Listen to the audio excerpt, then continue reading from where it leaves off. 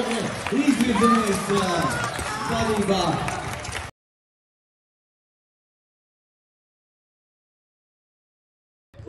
Sākumā es vēlos jūs apsveikt ar uzvaru. Tiešām ļoti labi nospēlējāt. Kas, jūsuprāt, jums šajā spēlē ļāva izvirzīties tik strauji un tik lielā vadībā, jo iepriekšējās divās spēlēs pret Liepāju jums tas pārsvars varbūt nebija tik liels. Kas, jūsuprāt, šajā spēlē bija savādāk?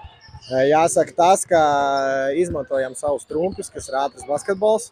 Otrā puslaika sākumā labi nosedzām aizsardzībām, dabījām uzskriet, tikām pie labiem metieniem. Jāpiemina, ka labos metienus meta mūsu labākie snaiperi, līdz ar to tie ir tādi, ko mēs gribam, lai viņi dara arī. Un tā kā paldies viņiem, ka realizēja, un es domāju, ka tieši tas bija tas galvenais iemesls, kāpēc mēs dabījām to pārsvaru. Jā, un pie kā jūs vēl domājat, varbūt piestrādāt, lai nākamā spēle būtu pēdējā ceturtdaļfināla spēle un jūs tiktu jau pusfinālā? Pirmkārt, jāiznāk ir tāda paša enerģija. Otrā lieta ir jānoskatās video, kur mums tas pārsvars pēkšņi izkusa, jo bijām +28 vadībā, kontrolējām spēli. Pēkšņi mēs esam +12, jānosās video, skatīsimies. Bet noteikti jāspiež ir uz to, kas mums strādā. Tas ir tas ātrais basketbols. Ja mēs to spēsim piekopt, tad es domāju, ka mēs tur uzvarēsim. Vai fani arī deva kādu palīdzību šajā spēlē, jo izbraukumā tomēr varbūt negāja tik spīdoši kā abas spēles Ogrē?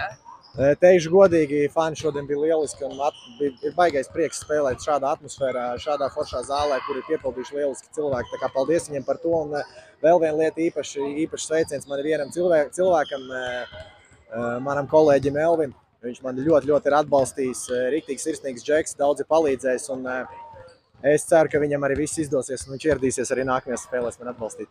Paldies jums, lai izdodas! Paldies!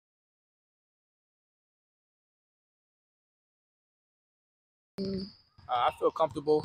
The guys do a good job of keeping me organized and making sure I'm learning the system since I'm brand new here, a couple games in.